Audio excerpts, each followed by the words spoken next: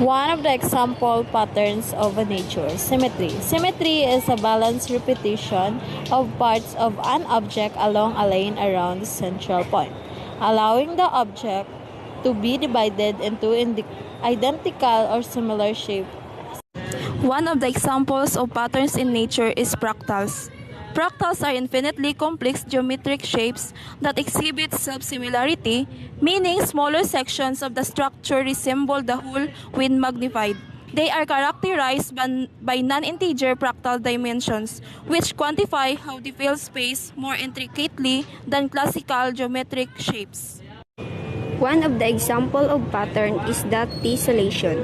Tessellation is a pattern of a repeating shape or shapes that covers a plane with no gaps or overlaps. Spiral is also one of example of pattern in nature. Spiral found in many natural forms of the horns of animals and shells of mollusks, two arms of galaxy.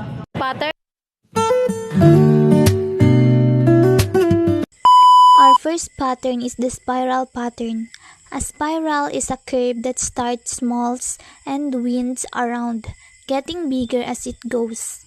We can see spiral shapes in snail shells, pineapples, mammillaria cactus, sunflower seeds, and even in hurricane. Next, we have symmetry. Symmetry means both sides of something look the same, like mirror image. We can see symmetry in butterfly wings, leaves, and flowers. This pattern is common because it helps living things stay balanced and aesthetically pleasing.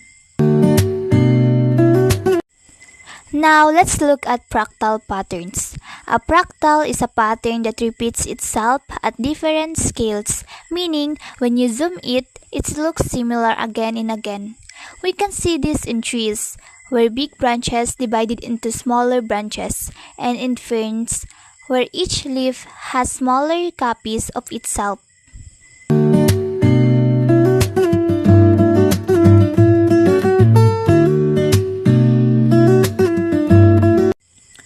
Our fourth pattern is tessellation, a repeating pattern of shapes that fit together without any gaps or overlaps.